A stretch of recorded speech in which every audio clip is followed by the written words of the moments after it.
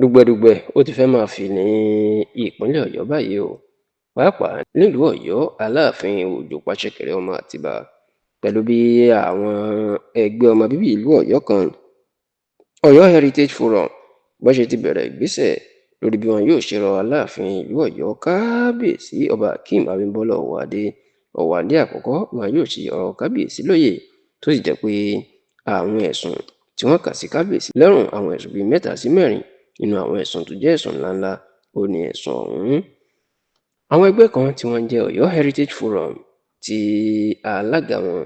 ìyún Ọ̀túnba Dáre Adélẹ́kàn tó kọ lẹ́tà ìfẹ̀hónúhàn lọ sí ilé ìgbìmọ̀ aṣòfin ìpínlẹ̀ Ọ̀yọ́ lábẹ́ Honorable Débọ̀ Ògúndòyìn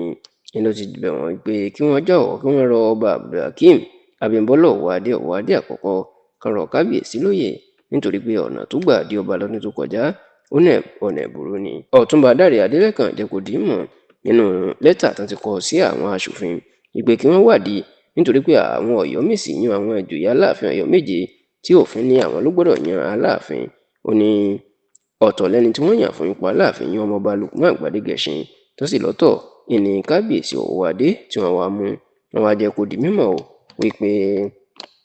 yàtọ̀ sí eléyìí, ẹ̀ṣẹ̀ tí Kábíyèsí tún ṣẹ̀ ni pé ó ń rí gómìnà Ṣèyí Mákindé tó fi jẹ Aláàfin Ọ̀yọ́ òun rè fín. Bẹ́ẹ̀ ni wọ́n tún jẹ́ kó di mímọ̀ pé Kábíyèsí ó ti pa ipò ọba jíjẹ tì, tó sì ń ṣe òṣèlú, tó jẹ́ pé àwọn olóṣèlú kan ènìyàn ń ṣiṣẹ́ fún. Gbogbo àwọn ẹ̀sùn yìí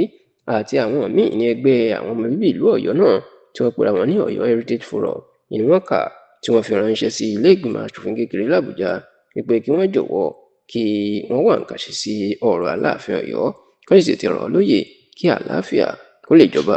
àti wípé wọ́n jẹ́ kó di mọ̀ o wípé ọ̀nà tí Kábíyèsí